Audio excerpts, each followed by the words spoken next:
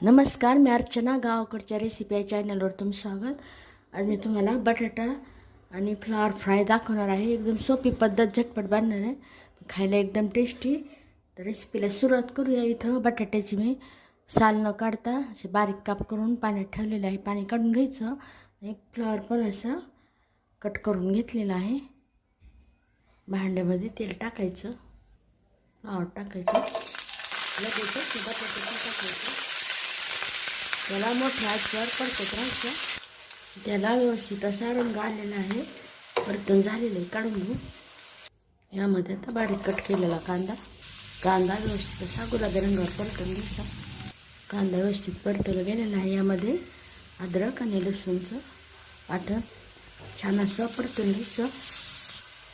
ते परतवलेलं टाकायचं. बटाटा आणि फ्लॉवर मिक्स करून घ्यायचं. यामध्ये हळद टाकायची. यामध्ये मसाला, लाल मिरचीची पूड, लाल तिखट, चवीनुसार मीठ.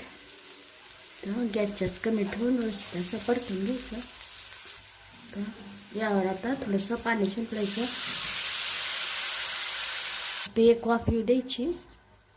तयार झालेलं आहे. बारीक कट केलेली कोथिंबीर गॅस बंद करून टाकायचा. पाण्याशी सुकी भाजी तयार झालेली आहे. नक्की बनवा. कशी झाली तेही कमेंटमध्ये सांगा. अशा माझ्या साध्या सोप्या पण टेस्टी अशा रेसिपीज तुम्हाला आवडत असतील तर माझ्या चॅनलला सबस्क्राईब करा, रेसिपीला लाईक करा.